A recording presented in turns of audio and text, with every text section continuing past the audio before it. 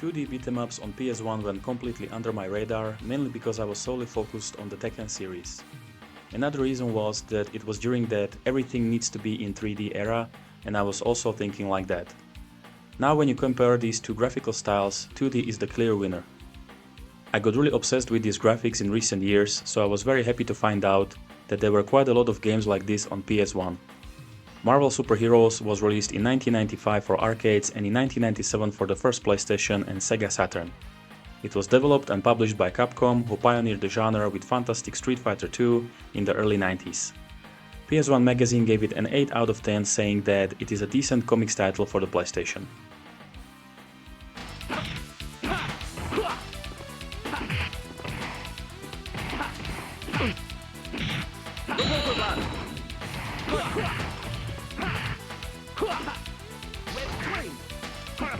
Proton cannon! Unibeam!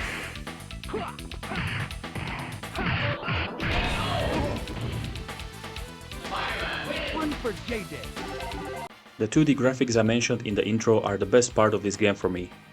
They just look fantastic. Colorful, lively, vibrant, lot of stuff going on, it is a joy to watch. Sometimes I got punched or kicked because I stared at something in the background and forgot to pay attention to the fight. All characters and backgrounds look really good, and when they start using special moves, it looks even better. Maybe they could have played with these graphics more during ending cutscenes, which are unfortunately just static images, still in that gorgeous graphical style, but without any movement.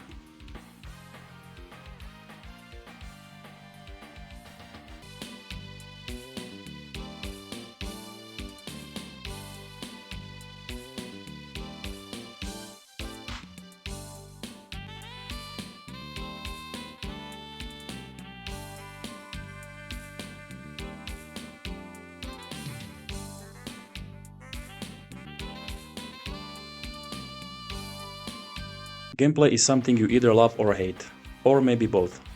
So I mentioned Tekken earlier and how I only play that. The main reason was that I could learn the moves and memorize which combo does what. It was a slower and more tactical approach. I don't think it is possible here, mainly because these 2D beat-em-ups are made for more frantic and fast-paced gameplay. Many people call them button mashers, which is kind of accurate, but you cannot win by simply just doing that.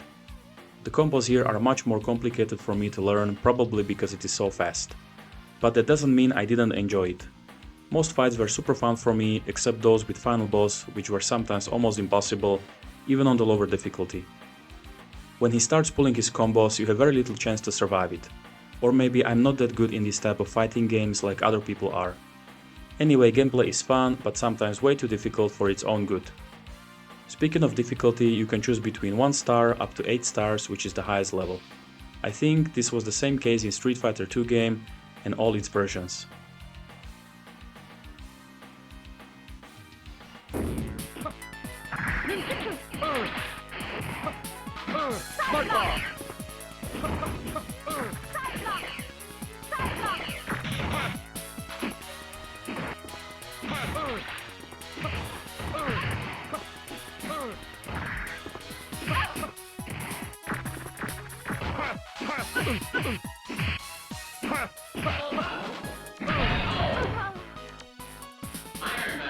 Superior attack!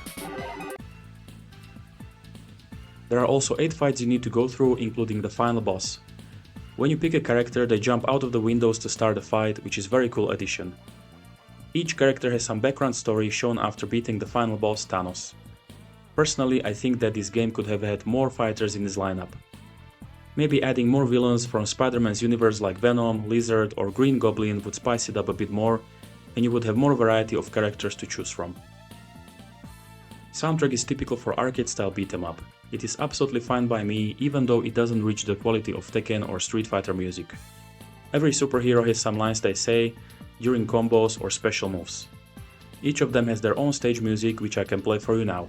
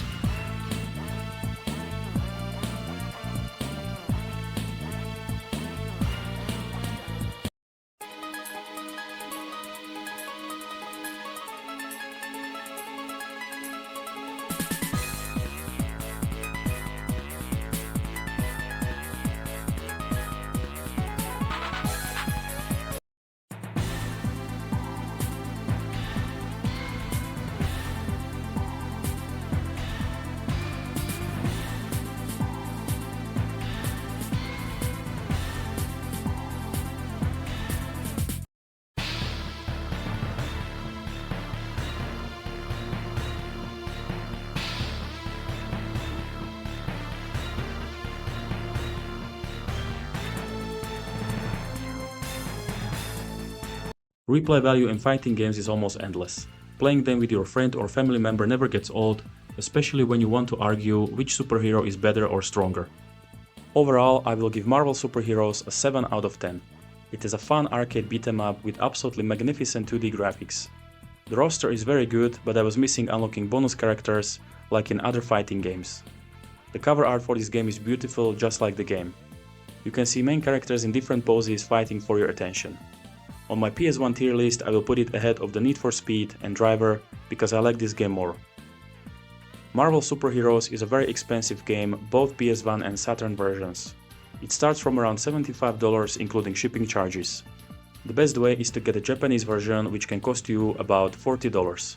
Thankfully, Capcom released this game in their Marvel vs. Capcom collection, which includes other great 2D beat-em ups that are normally expensive as hell if you want to have an original copy, of course. I hope you enjoyed the video. If yes, you can give a like, hit the subscribe button, and ring the bell to receive retro gaming reviews every week.